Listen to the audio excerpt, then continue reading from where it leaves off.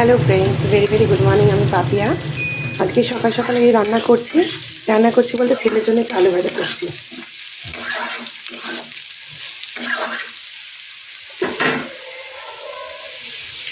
এখনও রান্না হয়নি, আলুটা ভাজছি যেহেতু দুপুরে লাঞ্চে মানে ভাতের সাথে একটু আলু ভাজা না হলে আমার ছেলে খায় না, তো আলুটা ভেজে রাখছি, এরপরে রান্না করব। রান্না আজকে কী করছি সেটা আপনার সাথে শেয়ার করছি একটু পরে। তো আলুটা ভাজছি আর এদিকে ডিমের অমলেট করবো।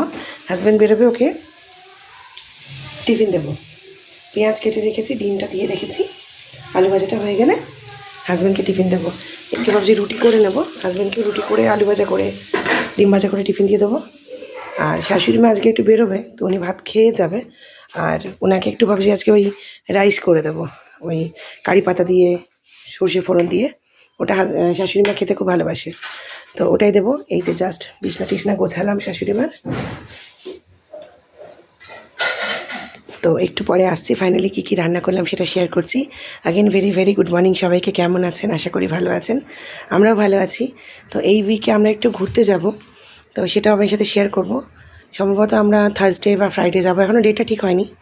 তো কোথায় যাচ্ছি সেটাও সঙ্গে থাকুন, শেয়ার করব। টাটা সবাইকে। আসছি এবার কী লাঞ্চ রান্না করলাম, রেডি করলাম সেটা শেয়ার করছি। টাটা।